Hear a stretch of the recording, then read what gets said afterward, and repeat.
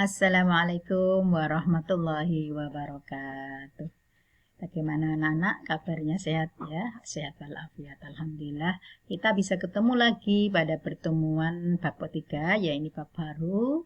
Judulnya genetika persilangan atau pewarisan sifat. Kemarin bagaimana nilainya? Bagus kan ya? Alhamdulillah. Mari kita lanjutkan pada materi ini. Materi genetika ini nanti dibagi menjadi 4 ya. Ini baru bagian yang pertama.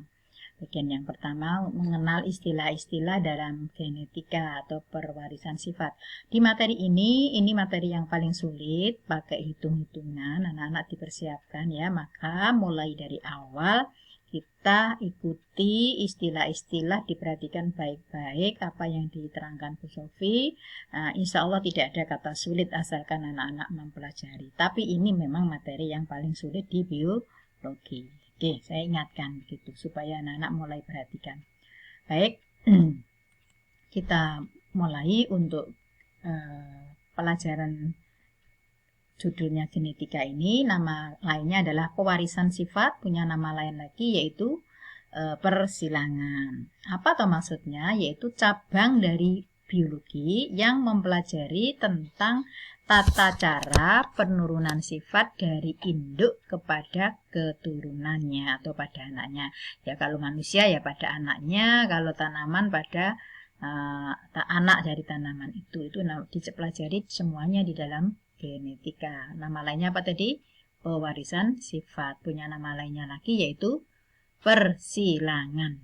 Nah, ini sangat erat hubungannya dengan gen atau dengan kromosom. Dulu pelajaran kelas 7 kita sudah pernah diajar tentang sel ya. Di dalam sel itu ada inti sel ya atau nukleus. Di dalam nukleus itu ada yang namanya kromosom. Nah, kromosom ini bentuknya pita begitu ya. Nah, di dalam kromosom itu ada gen. Nah, gen inilah yang membawa sifat sehingga kita kok bisa ya manusia ini kita ini mewarisi sifat ayah dan sifat dari ibu. Nah, lewatnya mana? Yaitu tadi namanya lewatnya gen. Nah, gen ini nanti terbawa oleh sel sperma dan sel telur. Sel sperma dari ayah dan sel telur dari ibu. Disitulah kita mewarisi sifat ayah dan sifat ibu. Oke, kita lanjut. Untuk awal ini anak-anak kita akan mengenalkan yaitu tentang istilah-istilah dalam genetika. Nah, istilah-istilah ini harus dipelajari, difahami, diingat-ingat, dihafalkan. Kenapa? Nanti kalau kita sudah masuk di soal, maka istilah ini akan kita langsung gunakan ya. Ada soalnya mengerjakan seperti fisika begitu ya, ada yang diketahui itu nanti kita akan gunakan istilah-istilah ini. Maka dipelajari mulai sekarang ya. Minggu depan kita sudah mulai latihan soal.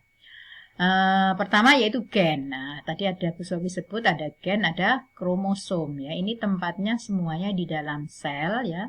Nanti saya ulangi ya, dari sel, di dalam sel ada inti sel atau nukleus. Di dalam nukleus ada kromosom. Nah, di dalam kromosom ada gen. Nah, kita mulai dari kromosom, yaitu faktor pembawa sifat keturunan dari induk kepada anaknya itu di kromosom itu. Kemudian di kromosom itu ada gen ya. Gen itu segmen tertentu ya dari DNA yang paling kecil itu yang ada di dalam kromosom yang menentukan sifat keturunan ya. Sifat keturunan tertentu dari induk ke anaknya. Misalnya kita mewarisi sifat tinggi dari ayah, kemudian putih dari ibu. Nah, itu berarti itu sudah terekam di dalam gen itu. Kita lanjut, berarti gen sama kromosom sudah paham ya, anak-anak lebih fokus di gen. Nanti kalau ada soal yang menerangkan yang membawa sifat itu gen, tapi kalau tidak ada bisa memilih kromosom.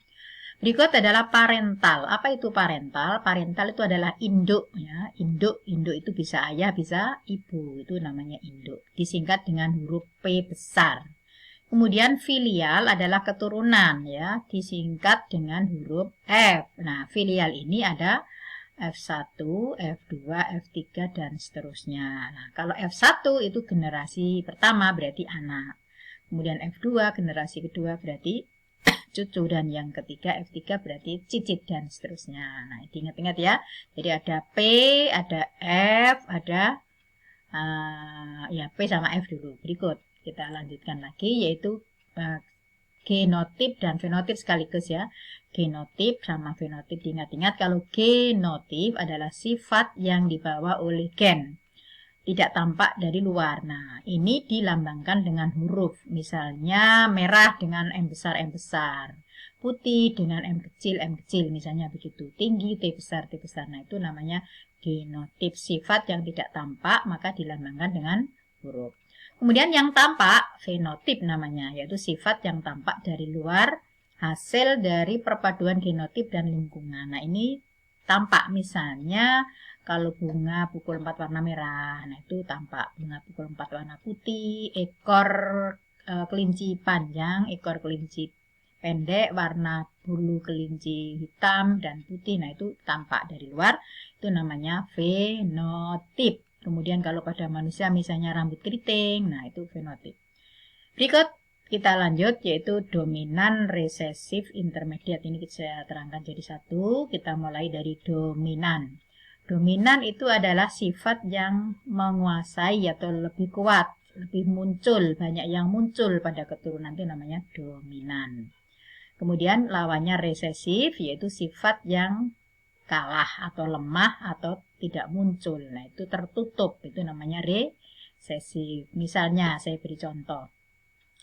Disilangkan bunga pukul 4 warna merah dengan bunga pukul 4 warna putih. Ternyata hasilnya keturunannya semuanya warna merah. Maka berarti yang warna merah itu dominan. Sedangkan yang warna putih berarti resesif. Misalnya lagi, ayah berambut keriting, ibu berambut lurus. Ternyata anaknya semuanya keriting. Berarti keriting bersifat dominan, lurus bersifat resesif. Contoh lagi, satu lagi, kelinci bulu hitam dengan kelinci berbulu putih.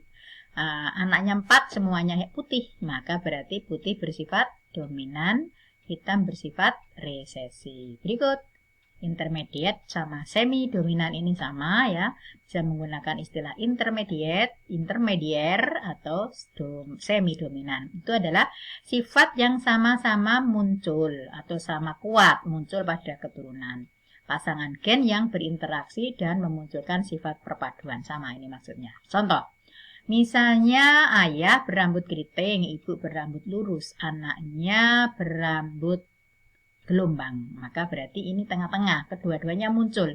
Sifat ayah ya tampak, sifat dari ibu tampak, maka ini namanya intermediate. Contoh lagi, bunga pukul 4 warna merah dengan bunga pukul 4 warna putih, ternyata semua keturunannya berwarna merah muda, maka berarti sifat merah muda ini namanya intermediate. Begitu anak-anak ya, cukup jelas. Kita lanjut.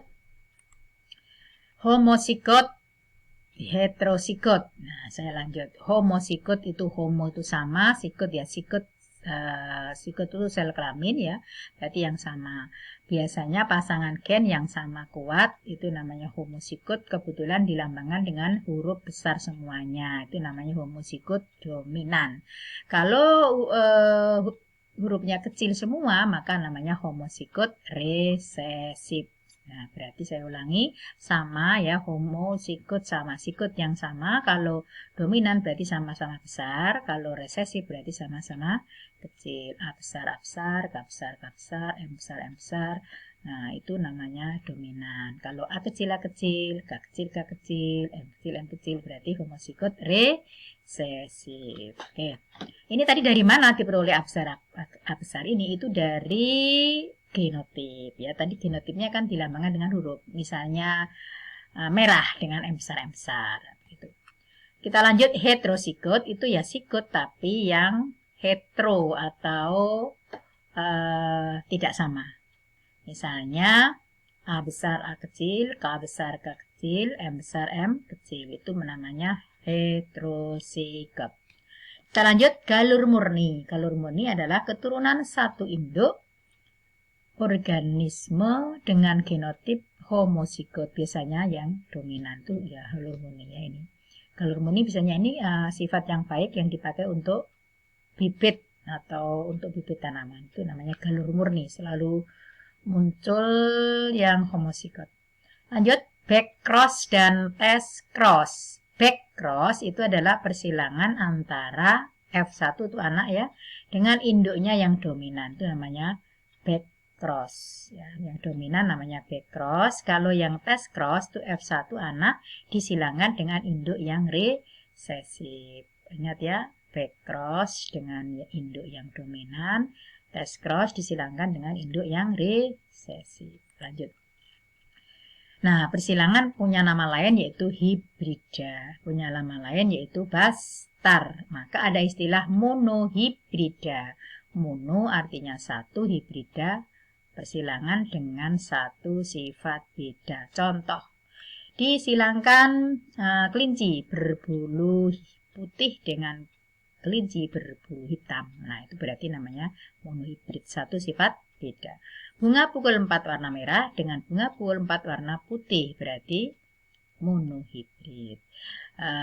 Mangga tinggi dengan mangga pendek, maka namanya monohibrid. Baik, kita lanjut yang dihibrid. Di itu dua, hibrid persilangan dengan dua sifat beda. Kembali ke kelinci tadi ya. Kelinci berbulu hitam berekor panjang disilangkan dengan kelinci berambut putih berekor pendek. Saya ulangi, kelinci berbulu hitam berekor panjang dengan kelinci berbulu putih berekor pendek. Nah, itu berarti ada dua sifat beda. Contoh lagi, mangga tinggi buah banyak dengan disilangkan dengan mangga pendek buah masam. Nah, itu berarti dua sifat beda. Kemudian yang tiga, ya berarti ada tiga sifat beda, namanya trihibrid. Misalnya, disilangkan padi, rasa enak, umur pendek, panennya banyak, ya, produksinya banyak. Dengan padi tidak enak, umur panjang, panennya sedikit. Nah, ini namanya trihibrid. Oke, paham ya Nana? Berikut yang keempat, penyakit menurun pada manusia. Ini juga dipelajari nanti ya. Jadi ada sifat-sifat yang penyakit itu ada yang diturunkan dari orang tua, ada juga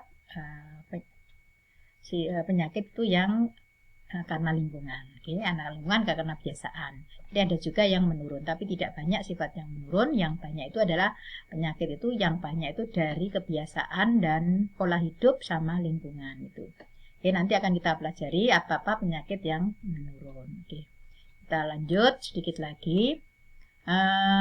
Persilangan monohibrid dominan penuh itu tadi sudah Bu Sofi ceritakan. Persilangan satu sifat beda.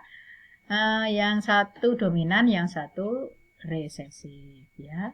Kemudian bila ada dua gen resesif dan gen dominan ada bersama-sama, maka namanya resesif tidak muncul atau namanya intermediate. Oke, kita lanjut dua lagi slide.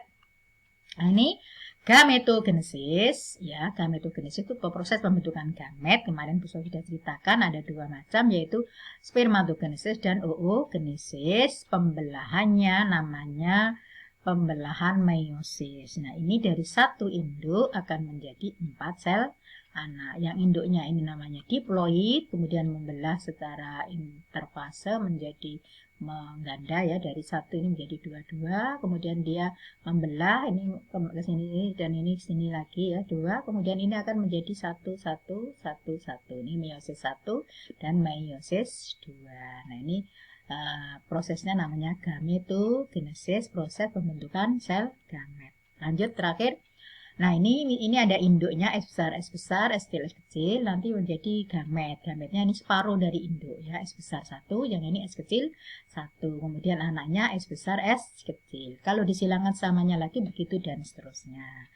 Nanti akan kita lebih jauh bahas pada pertemuan berikutnya, akan kita mulai yaitu pembahasan tentang persilangan monohibrid. Oke, anak-anak kita pelajari, diingat-ingat ya, dihafalkan itu semua supaya mudah jalannya kita besok. Kami akhiri, kalau ada yang tidak jelas boleh bertanya. Assalamualaikum warahmatullahi wabarakatuh.